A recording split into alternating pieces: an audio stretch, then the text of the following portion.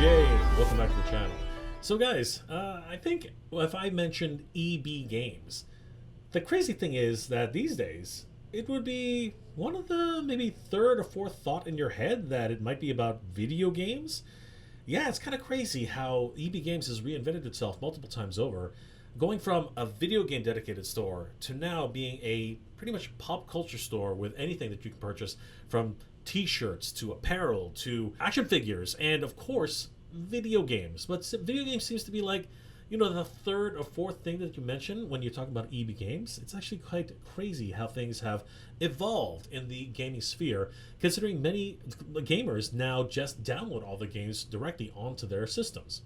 And that came to a head a number of years ago when EB Games got into a lot of trouble, losing literally millions of dollars per day, and at one point nearly losing themselves in a stock buyout, which was saved by a number of different investors, and basically they are where they are today. The problem is that that money did not exactly keep them afloat for too long, as EB Games seemed to be in much the same situation as it was a number of years ago, as earlier this year they were trying to sell their Canadian and French branches, citing that there were major issues in the market. But apparently, GameStop Canada has been saved and now is reverting to its original name of EB Games.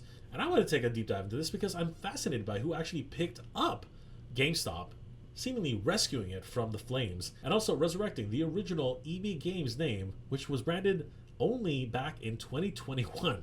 Let's have a look at this, guys. This is a fascinating look at Canadian retail landscape and how EB Games is rebranding for its Canadian identity. Let's have a look, everybody.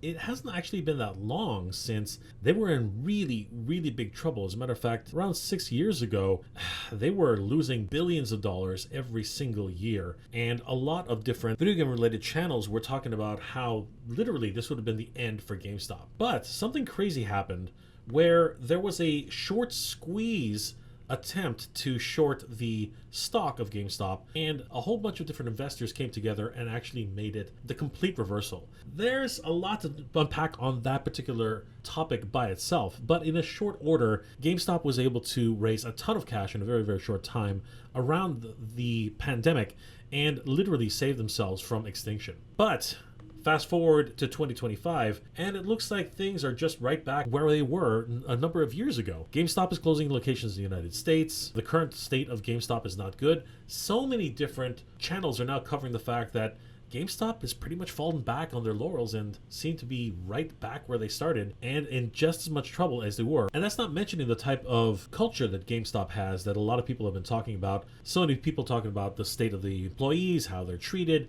All of that kind of thing leads to the fact that GameStop is probably not a great place and not a great environment and really not a great company to work for. Luckily, that really hasn't been the case here in Canada. I personally know that Canadian GameStops are pretty clean. They have a fairly good reputation, and a lot of people actually enjoy going to GameStop here in Canada. That being the case, though, it hasn't stopped GameStop Canada from falling under the same issues that their larger namesake has fallen under. I've been noticing that GameStop itself really has fallen in very much the same direction as Toys R Us, where many of the stores themselves are closing. And this has a lot to do with the fact that games, physical media specifically, a lot of gamers are just downloading their games. So GameStop is in a precarious position. And they've actually had to pivot a little bit and become a really big place for toy collectors to start shopping. And that's probably where we come in, as GameStop has an identity crisis. And really, in Canada, it came to a head when it was reported by a number of different news groups, this article coming from proactiveinvestors.com, that GameStop was starting to seek buyers for their Canadian and French operations. This was published on February 19th of 2025. And at the time, it seemed really, really bleak for the Canadian branch of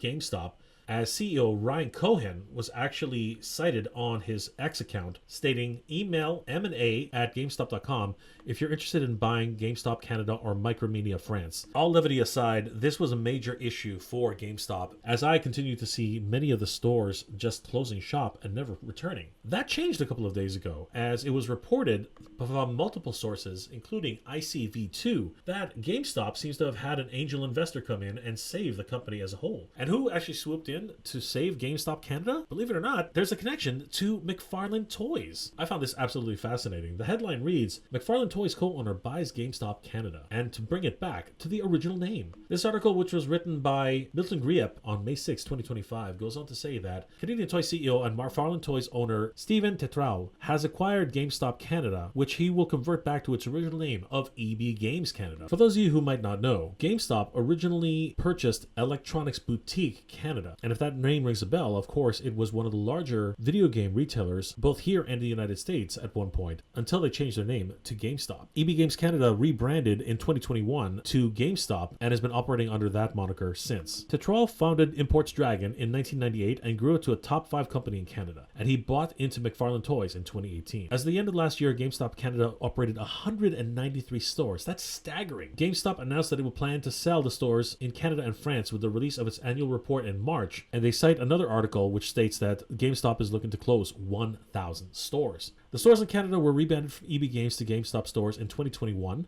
and the return to the original branding is a key part of the plan. Tetrao goes on to say, this isn't just a business decision. It's about bringing something back to Canada that truly is love. This statement accompanied the original announcement and continued to say, we're going on to build something truly special here with the community, nostalgia, and innovation at its heart. That is awesome. The rebrand will roll out in coming months and with new signage, a new website, and new branding across the digital and social platforms. Amazing. Apparently, there are plans for stores to include enhanced in-store events, expanded product lines, deeper integration with pop culture brands, and a renewed focus on Canadians. This has been echoed in multiple different publications in Canada, including the Financial Post, and I do have to say that this is an incredible sign going forward. When the news first started hitting about GameStop being sold, I was very concerned at the fact that they might actually go back to a video game type of model, leaving out many of the collectibles that were prevalent in each of their stores, leading to a very familiar idea of video games covering the shelves from top to bottom, leaving very little room for action figures or other types of collectibles. But with this new acquisition by the founder of Import Dragons and co-owner of McFarlane Toys, it's a welcome announcement to collectors, as this means that many of the apparel, the collectibles, and of course action figures will not be leaving the store shelves for EB Games anytime soon. But it also does bring up a question, what type of presence McFarlane have at EB Games stores? Will many of the toys be overshadowed by